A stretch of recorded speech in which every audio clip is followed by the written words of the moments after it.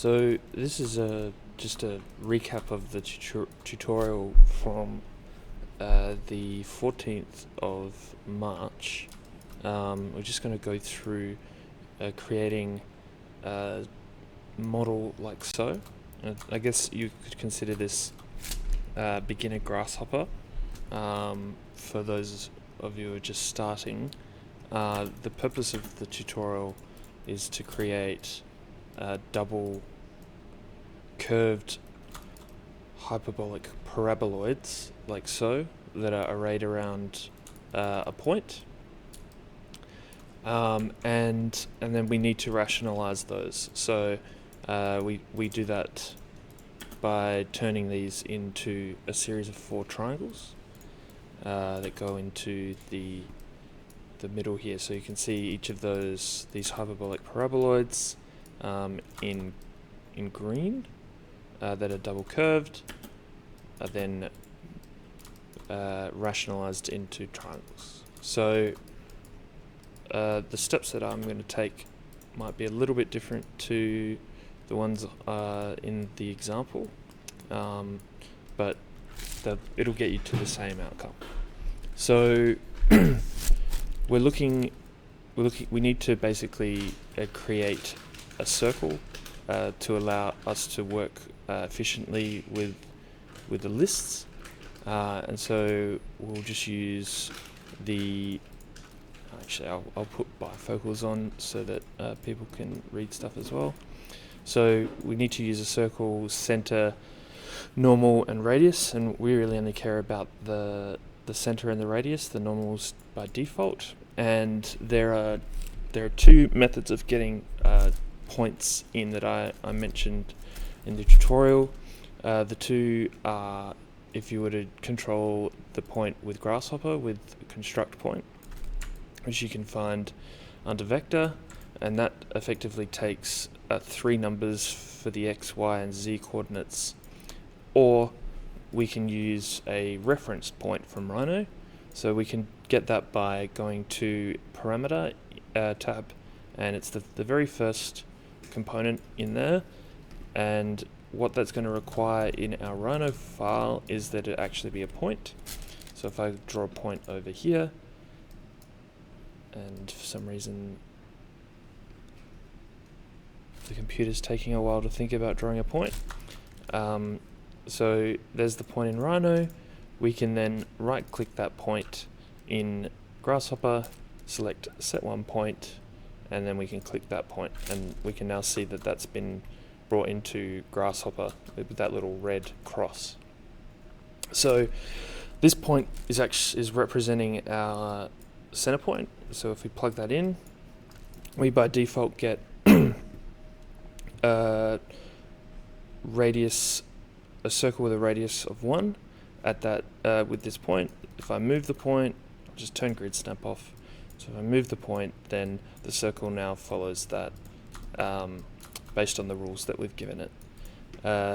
If we want to control the radius of the circle, we just need to put in a variable for that. So the radius here is 1. Really sort of common component that you're going to see in Grasshopper a lot is the number slider. You can find it under parameters in inputs. It gives you the ability to basically slide numbers up and down, and in this case, if I plug that into the circle, as we slide the number up and down, we get the radius of the circle changing. Number sliders can be edited by double-clicking the dark grey label. That'll let you define the minimum and the maximum value for the slider. So in this case, I might set this to 20, and I might set the minimum to 5. And so now we can control that from 5 to 20. Just a little shortcut for getting number sliders into your script. Instead of going to the ribbon, if you double-click and enter a search keyword, if we type numbers in, so if I type in the number 6, then I've got to press enter.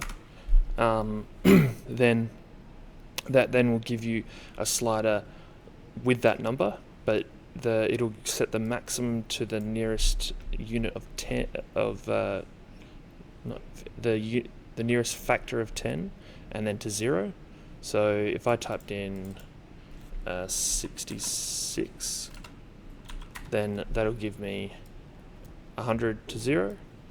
And also, if you type in an integer, it'll only give you integers, whilst if I type in a number with a decimal, I'm going to press enter, then that'll make all the numbers that will be produced will have that particular decimal number that you've typed in. Another little shortcut is if you double click and go 4 is less than 8, the first value and the last value, got to get used to pressing enter, the first value will end up being the minimum, and the last the greater than value will be the maximum. So that's just a few little tips. Another thing you've got here, other than the minimum and the maximum, is you can change the settings from the number being a floating point with decimals to an integer, a number that's even or odd, and we can change the number of digits the slider has. But in this case, this is fine. Okay, so now that we've got our circle, we're gonna consider this the inner circle of the system. We also want to have an outer circle. So to have that, we'll copy and paste these two components, and we'll make sure that the inner circle is smaller than the outer circle. A thing with copying and pasting, yet a few more tips and tricks. If you copy with Control C, paste with Control V, that will always paste it sort of like down to the right. But if you want to paste it where your particular canvas view is, if you hit Control Shift V, that'll paste the element into the center of the screen. And if you want to paste the component exactly where it was copied from, then you can hit Control Alt V, and that'll then produce those components exactly where they were. Components will maintain the inputs that go into them. So as you can see, I copied Control Circle CNR and its slider, and then the pasted version, I didn't have to reconnect the point. So this point parameter is now being shared between the two components. So if I change the center point in Rhino, the two circles will respond to that change. What's going on here?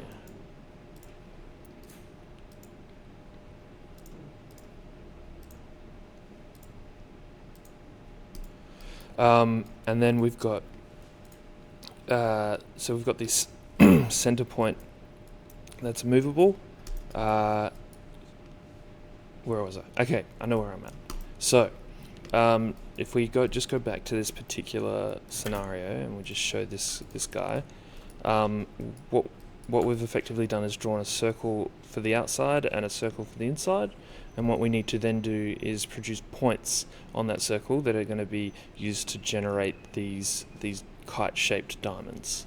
So if we're going to divide the curves, we want to go to the curve tab, and under division there's the divide curve.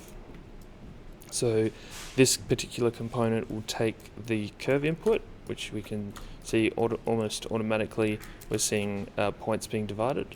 And if we were to create a slider that goes into the division, so number of segments, this one's producing 10. If I were to produce a slider, let's just copy this one. If I was to use this slider, we don't want to create 13.266 equal segments, because the 0.266 won't be an equal segment. So we need to make sure that this slider, as it goes into n, is an integer, and that way we can change the divisions. So yet again, we can copy and paste this divide curve, and we can use that on the outer circle. So the next step required is we're actually going to we need to create a diamond, and if I just draw it manually, the diamond's going to look like this. So when we use these points for the inner curve, we need to ignore, let's say, the odd points in the list, and in the outer curve we need to ignore the even points, or vice versa. So if I were to consider these points as a list, I'll actually display them to you.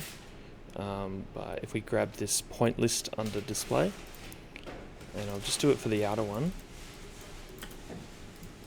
I'll just make them a little bit bigger so that we can read them. Geez, that made them much bigger. 1.5. Okay, so we can see here the first point, or the point 0 with index 0 is at the top, and we basically step along. So we go from 0, 1, 2, 3, counterclockwise, and in this case, if we were to look at this rule set for the diamond, like if I were to draw another one, the outer curves, the outer circle points, we only really want to care about the even ones, and for the inner circle we want to care about the odd ones. So you can see that we're connecting to the odd on the inner one. So we can create patterns that remove or split these particular points into lists, and we can do that using dispatch. So what dispatch does is it takes a pattern, and the pattern has to be a series of booleans. Boolean being something that can only be true or false, or so I'll just which we can describe as either 0 being false or 1 being t, and a 0 that goes into dispatch will send the data to B, and a 1 or a true that goes into a dispatch will send the data to true or A. So the key point being that if I were to have a system that was, let's say, A, B, C, D, and I'll just set that to be a list, and we use this dispatch. So when we enter data into into panels, so this is a panel, it's useful for looking at data. So here we can use it to look at the points and their coordinates as it comes out of a component, or we can actually use it to enter content. So in this case, 0 and 1. But if we do that, if we put an enter in it, we need to right-click that and select or deselect multi-line data, and that will make sure that that's now a list instead of being read as a single object, and that can then be used as an input. So if we put that into dispatch, we can see this pattern will be applied to this list.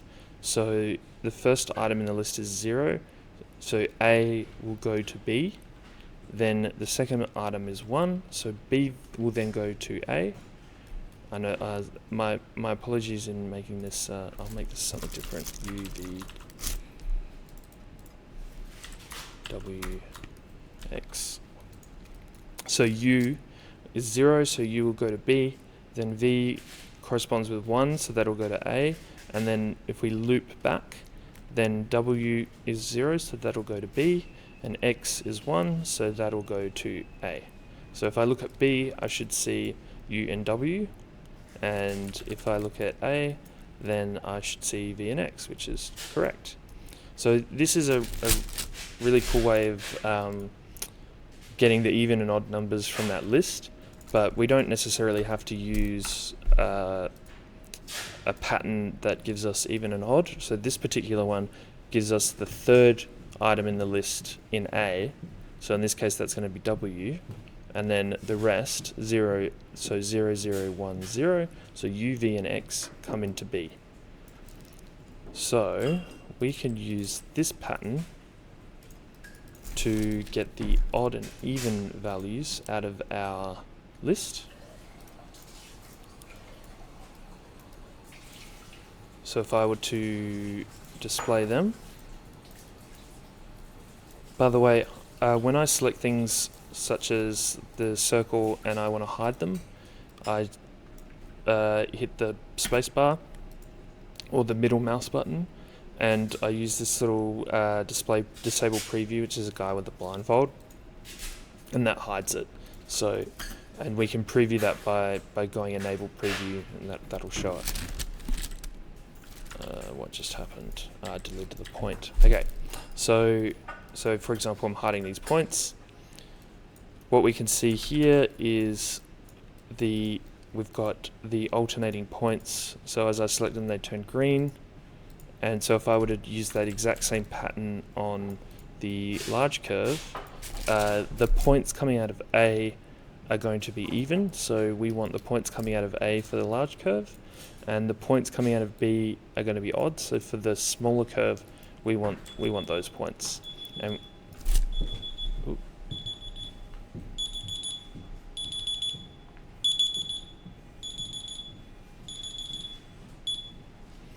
okay, so if we were to look at these now, I can actually say, okay, there's the points that we need to follow, and we end up with that kite-shaped diamond. So if I were to start doing that with the 4-point surface, so this effectively takes the 4 points. So our first point is actually going to be the center, which is this one.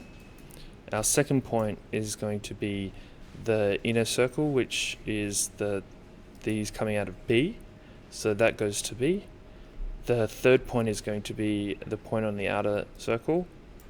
And so as we plug that in, we start to see the beginnings of the diamond.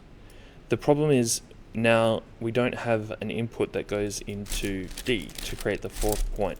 We need to connect these 2 points up. Now the problem is there's corresponding data in Grasshopper. So this point here, actually let me just plug this in instead. These points 1 and 1 are corresponding to each other, and the point from 1 to 2 it's not corresponding, because 2 and 2 are corresponding and 3 and 3. So what we need to do is take the list that we've got here going from 0 to 8, and we need to shift it. So we want to shift this point 0, or we want to make this point here 0, and then we want to make this point 1, and this point 2, and this point 3, and this point 4. And the just easy way to sort of explain this is with shift list. So the list is effectively being shifted, and it's being shifted by a number, so it would be shifted by 1. And if we consider lists, if I were to consider a list as, for example, what we're seeing here in our points, so lists can be sort of thought of as these nice linear elements that go in one direction. So the start is always at the top, and the bottom, the end is always at the bottom, and we have an index for each item. You can also think of lists as circles. So the start is actually adjacent to the end, and once we get to the end, if we want to move one more over, we just go back to the start again. So with the shift list, when we shift it, and it's probably best that I plug this into just the point list, I'm going to shift this in -1 and +1 with integers. So when we shift the list, if I shift it 1, we can see the whole list rotates on that circle, and we now have these 2 zeros lined up for these particular points. So we've got points coming out of the dispatch, and then we've got a completely new list in the shift list. in the location that we need it to be. If we set this to -1, then it just goes the opposite direction. So we're going to plug the shift list in its +1 form into D, and that's going to create the kite-shaped diamonds. Cool. I'll just hide the pointless now. So that's now created the shape that we want. Now you're probably saying, okay, next step is let's make this 3D, and you're right. So we can see this particular guy has that hyperbolic paraboloid in 3D, and it's really fairly simple to get this model to this next step. Basically, the circle that's generating the outside points needs to be lifted up, and so does this point in the center. And to do that, we can actually go back in the process and affect the circle before it gets plugged into the rest of the system. So what we're going to do is we're going to transform that and move it. So under transform here, in the Euclidean moves, there's the move. And what that needs is a base geometry, which is going to be our circle, and we need a vector to help control move that. And in this case, we want to move we're going to be moving the circle up and down, and the vector that we need to move that along will be a unit of Z.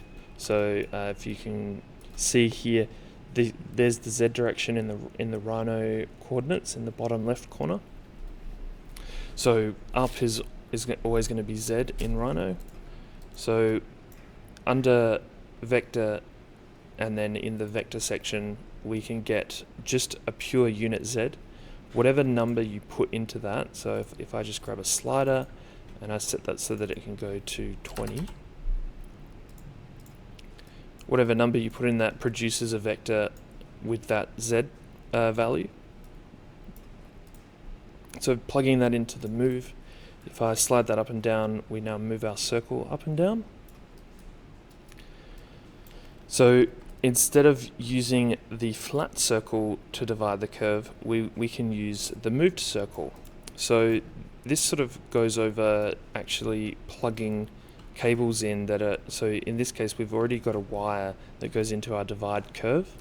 If I were to drag this new wire in and just let go, it replaces it, and we end up with an almost 3D, well, it's 3D, but with a raised edge to our 3D object.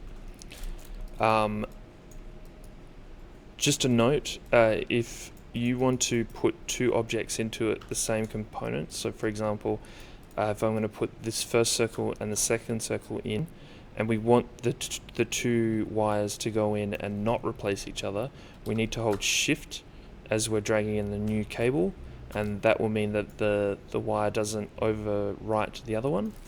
And if you want to remove a cable, so you want to disconnect, then right click the input that the cable goes in, hit disconnect, and then we can choose the wire. And if you've got more than one, there'll be a little button that says disconnect all. So for example, if I do this, right click, disconnect, there's disconnect all. So we want to use the moved circle for the outside. And then the second thing that we need to move to get this thing to sort of be habitable, because it's really hard to sort of get things under here, is the center point. But we only want to move the center point as it goes into our 4-point surface. So we're going to copy the move components. We're going to plug our center point into them, and we can see that is now moving. And so if I slide that up and down, that changes the location of the point. And we want to replace that point as it goes into our 4-point surface. And now we end up getting far more open form for this. And if we want to share the same height for the point and its edges, then we can do that by replacing the slider as it goes into that vector. Actually, we could even replace the vector, but I actually like the ability to be able to control that separately. Cool. Okay, so we've effectively created the hyperbolic paraboloids. Now we need to rationalize them. And the way we're going to do that is we're going to find the curve that goes from the center point to the edge, and we're then going, so if I quickly draw that, we need to find the line that goes from center point to the edge, and then we are going to define a point somewhere on that line, and that point is then going to allow us to draw a triangle, a second triangle, a third triangle, and obviously the fourth one's left over. I don't really have to draw that, but there it is. And that'll then rationalize that into planar surfaces. Just before we get onto that, I'll just show you the fact that we've got these sliders controlling things. So now that we've got our point, so our point's controlling the center. If I move that point, then that's obviously going to move the whole element because it's corresponding to the point. But as well, if I change the number of segments that we've decided on, then we get, that's right, my bad. I've gotten a step. For this particular system to work, we actually need to, so you can see here that I've said 12, but I'm actually getting 6. 1, 2, 3, 4, 5, 6. That's because we're actually getting rid of 50% of the points as they're going into these dispatches. So if this number needs to correspond to the number of segments, then we need to actually times it by 2 before it goes into these divide curves, and that way it will correspond. So if we grab a expression component, which we can find under math, so expression, and in here, if we zoom in, it'll eventually show you little symbols to add and remove variables to the expression. In this case, we only want x. And what we're going to do is double click it, remove the formula, and just type x times 2. So that'll then give us, instead of 12, it's going to give us 24. Brilliant. So that will then go into our divide curves, and that will now we can now see that there's 12 segments, and if I change that now to 6, then there's those 6 segments, and as we step them up, we won't have the problems that we were seeing just before. Excellent. Okay, so that was just to basically show that we can start playing with these variables and start actually making rather different outcomes with the sliders.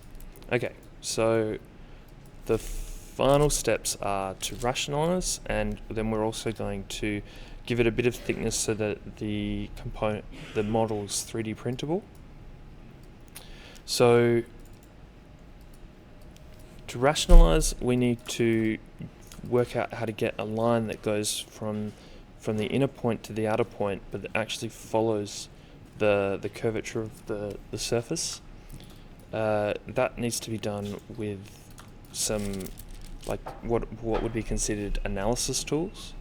And in this case, if we can generate an element that goes between those 2 points, that has some, like, a vertical, basically a surface or something that has a 3D geometry, we can work out how to cut that and generate an intersection between these 2 objects. So under intersections in the tabs, under mathematical, there's a B-rep plane component. So surfaces can be considered as B-reps. So what this B-rep plane component does is it works out where a plane and a surface intersect. In this case, if we plug our B-rep into that, then or our surface, we effectively now need to work out where our plane is, just to sort of skim over the mathematics and definition of the plane. Planes are infinite flat surfaces that exist in 3D space. So they have a location, usually an origin point, and they go infinitely in one direction, and then if you were to rotate that 90 degrees, they go infinitely in the other.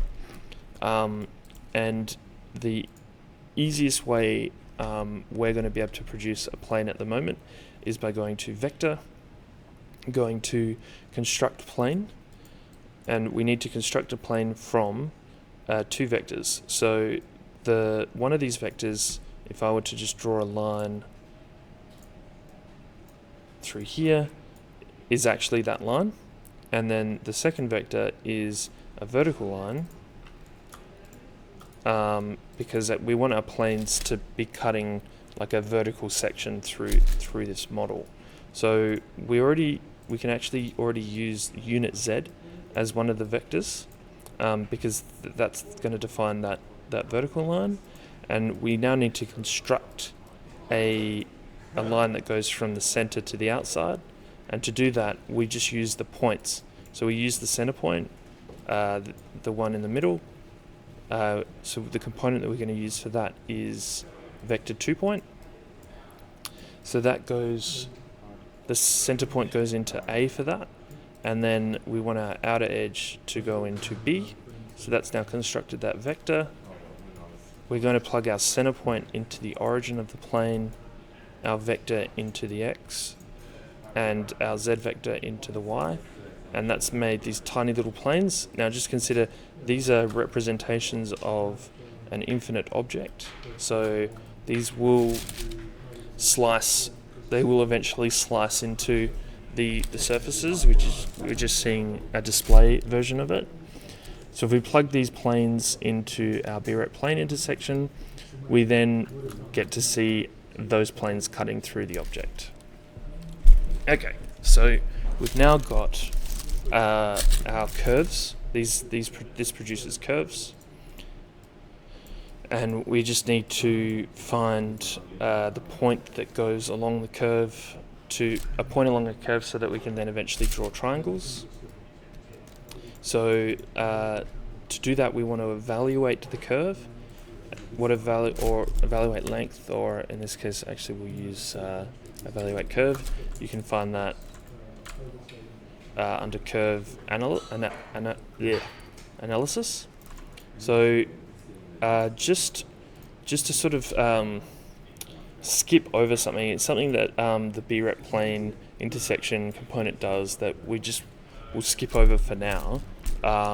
You can see the wires are, it's dashed. So to avoid having to explain exactly what this is at the moment, we're just going to use this component. It's called flatten tree. You can find it under set and tree. It looks like a stump. We just want to plug that B-rep plane intersection into flatten tree, and now you can see as we pull a wire out of that, it's not dashed. We'll be explaining what this dashed wire does later, or what it means. So the flattened tree element, or the B-rep plane curves, go into our evaluate curve. What evaluate curve does is it allows you to put a slider in, and it generates a point based on the value of the slider, and as you can see, that goes from 0 to 1. It goes along the curve. If you want, like if we do not know the actual parameter numbers of this curve, so for example 1 is here, and then I'm assuming 2, 3 and 4, 5, 6 just steps along. If we want that to be sort of destroyed, and we go to a 0% to 1%, so in this case 1 will determine the end of the curve and 0 will determine the start, and therefore 0.5 will determine the middle. Then we can right click the curve input and select reparameterize, and what that will mean is as we move our slider, it'll go from the start to the end of the curve. So in this case, let's go 0.5. That'll give us our curve at the beginning. Now, in class, I then, just to be really quick, gave everyone a series of point surfaces and just asked them to effectively just connect these up with each other to end up making these triangles. So you can see there's a triangle here that's effectively rationalizing. But just to sort of cheat a little bit, and also teach you guys a few basics, extra bits and pieces.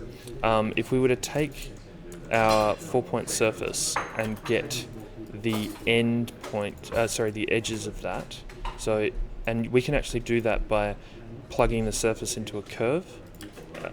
So that then gives us the outside curve of the surface. Then what we're actually doing is creating a semi-complex pyramid.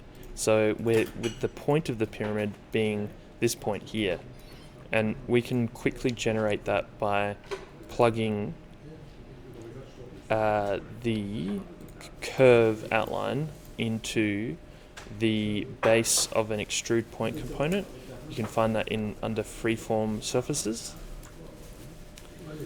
and then giving that the point, the middle point, as a point that it needs to extrude to, and that's a much faster way of generating that. So I just kind of skipped over that in class because we had been running out of time. So that's a really quick and easy way of rationalizing that. Mind you, if you want more than one point along your curve, so you want maybe 6 triangles instead of 4, then this won't satisfy that. You're going to have to work out how to generate the triangles your own way. Okay, so we've now rationalized this so that it's made up of planar surfaces instead of double curved surfaces. And now we just need to deleted the point again. Now we just need to modify the object so that it is 3D printable. And the cheap and easy way of doing that is by extruding it. So you can do that by effectively using, instead of the point extrude, we can use extrude. Extrude takes a curve or a surface, or in this case even a B-wrap.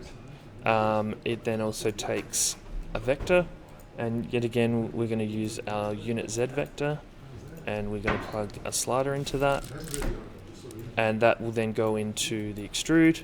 Extrude then makes that solid. So if I hide all of this, we've now got 6 solid objects that actually have a wall thickness. So really safe number in terms of wall thicknesses for the 3D printers would be 2 millimeters. There isn't many 3D printers that aren't capable of doing that. So our model's rather small, but with a 2 mil wall thickness, we can get something that's 3D printable. And then because you can see that we want to consider this as a single object, but we're actually getting 5 or like a series of closed objects, what we need to do is just make sure that our B-wrap is joined before it goes into the extrude. So we can do that using B-wrap join. So plugging the extruded pyramids into the B-wrap join will cause it to become a single B-wrap, and then plugging that into the extrude, that then means that we get a single extruded object. So this is now ready to be baked. So baking this, we can select it, hit spacebar, there's the bake button, it's the little egg symbol. So this is now baked as a static object into Rhino. So if I then go to shaded view, we've got a solid object that we can then use to export as an STL to send to the 3D printer. And that's a really quick summary of what we did in class.